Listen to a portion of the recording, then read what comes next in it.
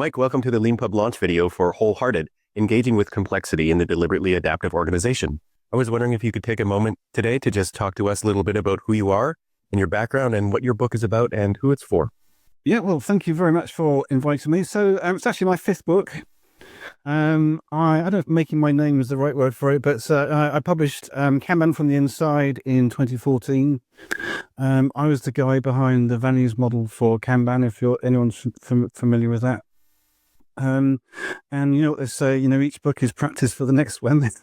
And I kind of got really interested, not just in process, but really in how organizations work.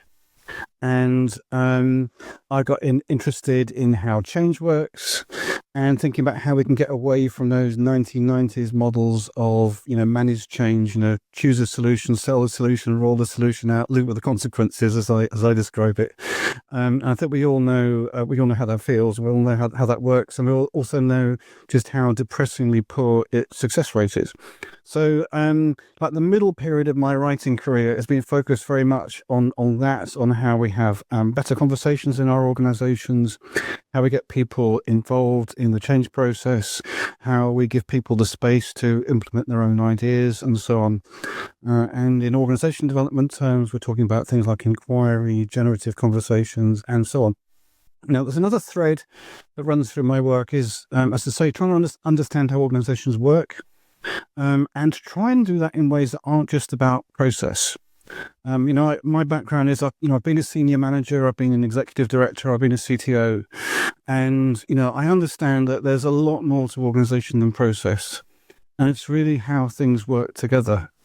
And I spent, the last few years, looking for models that really explain how things do and don't work in organizations in those kind of terms, in the terms of how well things work together. And there's a classic model from the 1970s, the viable systems model, that does that really well. Amazingly powerful tool, really great at diagnosing organizations, both in terms of their structure, in terms of their governance, in terms of their relationship with their business environments, and so on and so on and so on. But with a caveat is that very often they're done in a very linear, top-down kind of way. And really what you end up doing is describing a simplification of the organization, not the organization itself. And if you really want to tap into the adaptive capability, the adaptive capacity of the organization, or you want to help people understand their experience of the organization, you'd think, well, actually, we need a different kind of approach. What I've actually managed to do is to bring that conversational, participatory, experiential side of things to the viable system model and kind of rebuild it from the ground up. That's been a very interesting exercise, and it brings sort of things like complexity and stuff like that into the picture as well. It's been that really, really fascinating ride for the last few years. Yeah, I'm really interested in sort of getting into a couple of the details, particularly about, conversations and how that is contingent on having an understanding of the individual's perspective on what's happening, which is fascinating. But before we do that, you've got some really great stories at the beginning of your book, one of which you talk about working for UBS. Yes.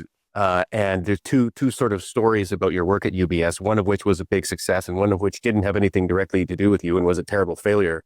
Yes. The big success was, and I just want to give people a sense of the scope of your career and things like that. And, you worked on in the late 90s on creating a system that would do many, many trades at the same time for the bank that already was doing this in its own way, but setting up a better way of doing it. Yeah. So we basically rewrote the P&L system for fixed income, for bonds, in the run-up to the introduction of the euro currency, which is seems like a crazy time to replace a system, but it was felt that the old system would struggle under the load, particularly of the conversion period.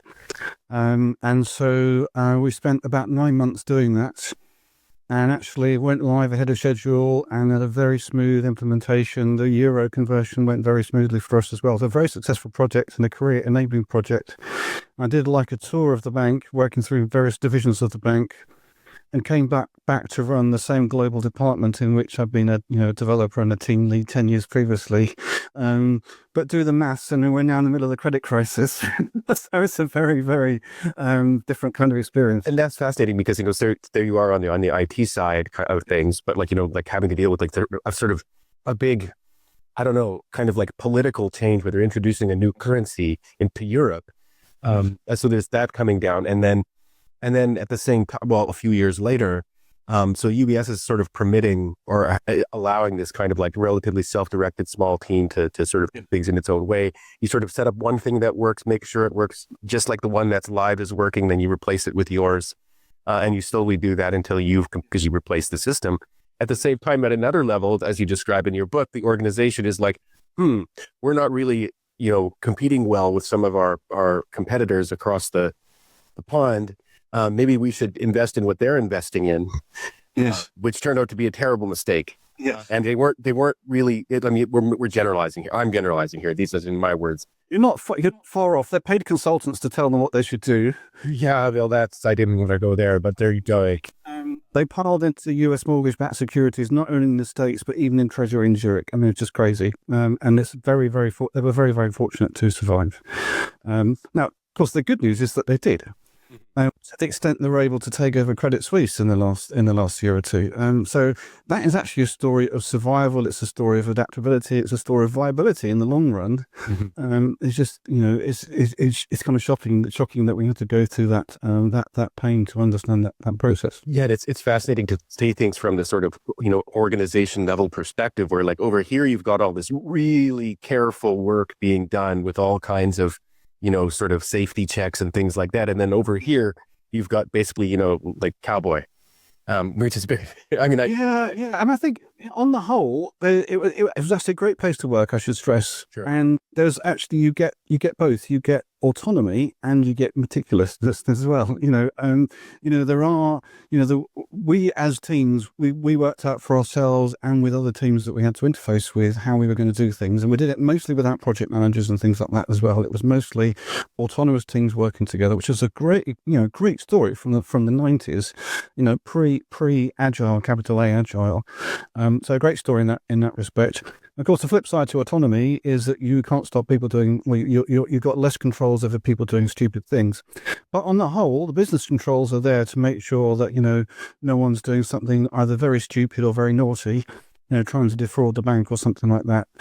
In the end, what the decisions that nearly undid the bank were decisions not made by autonomous teams, but they were made at the top of, near the top of the organization. As I said, Treasury in Zurich decided to invest in US mortgage-backed securities, which was a bizarre thing for it to do, when other parts of the bank were actually saying, don't do it. So, yeah, explain that one. Yeah, well, that's an interesting thing too. I have a bit of a background in investment banking myself, and that when a lot of people think the banks, and they're these unitary, mono perspectival organizations, and like I guarantee you, in every single one of these organizations, there were a bunch of people jumping up and down, pointing at the sort of problems. I was even in town hall meetings where embarrassing questions were asked. I mean, it was quite strange to relive that. Yeah. And so we're talking about the deliberately adaptive organization here. And I was wondering if you could talk a little bit about the importance of something I mentioned before, which is taking into account individual perspective, which might sound like, that's where the complexity comes in, right? Because often people think if you want to think of things at a systems level, what you have to do is erase the idea of the sort of like unique individual. Yes. So I think a lot of traditional systems techniques kind of gloss over the details. You draw nice pictures that explain how the organization works.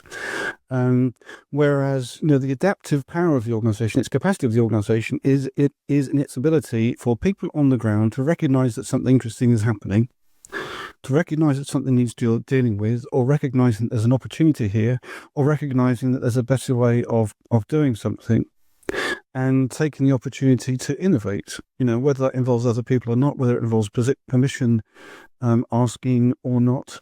Basically, you need that to be happening. And for that to scale up, for the organization as a whole to adapt, you need those things to be connected. You need people talking to each other. And a big theme of the book is about maximizing the organization's decision-making and communication capacity. All the things that, like, for example, Lean refer to as waste, you can reframe as things that are drains on the organization's decision-making capacity and its communication. Every time you're dealing with a problem that shouldn't have happened, most especially, that is a waste of your decision-making capacity, your communication capacity.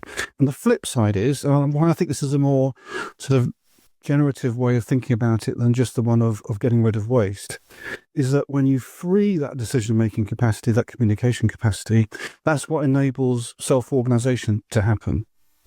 And that's how the organization can actually really adapt to really fit its environment to deliver better services or whatever. And if you think about the flip side, if people don't have the communication capacity and the decision-making capacity, they're not going to notice that these things needed attending to. They're not going to notice that their neighbours are struggling with something, and so on. All those, second and third order effects that you get from people doing things innovatively just get killed if you don't have those capacities there. These are ideas that are decades old. But it's interesting, just bringing bringing the classic stuff and the new sort of dialogic, generative way of looking at how organizations change through discourse. It's bringing those things together that is fascinating. And say keeping what is a very well tested model, a very well regarded model, but changing the practice around it, and you end up with something that says some very different things about complexity and adaptability and so on. And that I think that gets to the heart of the book, and its title, Wholehearted. Seth, if you could talk a little bit about what that is and how that captures basically what you were just trying to say. Yeah, well, Wholehearted. There's a nice story to it. I was back in 2019 when I was writing my third book, Right to Left, the Digital Leader's Guide to Lean and Agile. And what I'd like to do with all my books really is to have a perspective on something that really no one else has done. And the right to left is like working backwards from those key moments of impact and learning. So that's the basic premise of the book. It has a bit more of a process feel to it than Wholehearted does, but it also has some of that. This is where I'm beginning really my journey on thinking a bit more about organization, about structure, about relationships, how things work together, those kinds of things. And I was reading, I've actually got, just it is literally by coincidence, but I got in front of me here, Christopher Alexander, The Timeless Way of Building, an amazing book. If you don't know Christopher Alexander, he was an architect, a famous architect and a famous teacher.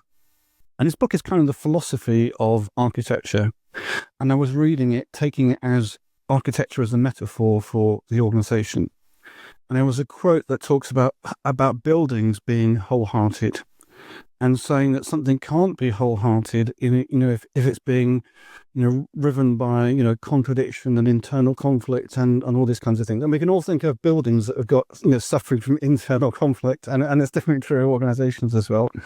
And unpacking that a bit is addressing what makes the organization unwhole, thinking about what can make it more whole, and think about where the energy of wholeheartedness comes from. And that led me to a nice little leadership model: engage, invite, celebrate. So the Christopher Alexander quote inspires that. And then you're thinking about the responsibility of leaders is to engage on the right things, to invite other people into that process, and to celebrate their successes. Beautifully simple, but if you think about it, if any of those pieces are missing, there is something seriously wrong. A leader's not engaging on the right issues isn't leading. A leader that's not inviting people, to participate isn't really leading. And if there are no successes to celebrate, again, something's very, very wrong. And so, I use this little model, all the way through the book. In every chapter, there is reference to it, and I expand on it. And in the little reflection at the end of each chapter. And it's it goes back to that quote in 2019. It's been from my community. It's been that quote actually was the name of our mission statement, Wholehearted. And we had a wholehearted curry in London after a workshop that did 16 of us in the basement of a curry house in London. Got together to work out what this wholehearted thing meant. What I was adamant that it couldn't be was just a name for another process or another framework or something like that, and this is what Agilists like to do. And I was adamant it couldn't be that. We had to do something that kept the power of the word, keep its generative power. And engage, invite, celebrate. It's not what you would call prescriptive. There's no picture that describes the process that you go through. They are just responsibilities, or you can think of it. You can think of expectations that organisations should reasonably have on leaders, or you can say it's how organisations recognise who their leaders are. It's the people that are doing those things. And so there's I think my book is written mainly to experienced leaders, to experienced practitioners, and so on. But a less experienced manager will read it and recognise, this is, these phrases like creating the conditions. It's easy to say, but what do they actually mean? And the book actually puts some flesh on the bones of that, and gives them practical ways of understanding how their bit of the organisation relates to the rest of the organisation, how the internals of their little scope, what healthy looks like, not in terms of the design, but in terms of how well different aspects are working in their own terms and in relationship with others, and the same looking outside the organisation as well. Yeah, I would just add that even if you're not a manager yet in your career, if you work in a big organization and you're wondering like what's actually really going on around me, right? Like from a kind of theoretical perspective, and what is and isn't working. The book is a really great. Thank you. Yeah, I mean, people have told me it's both. It's three things, which is really nice to hear. It's rigorous. I mean, I really took the theory very seriously, but I made it really really accessible and readable, and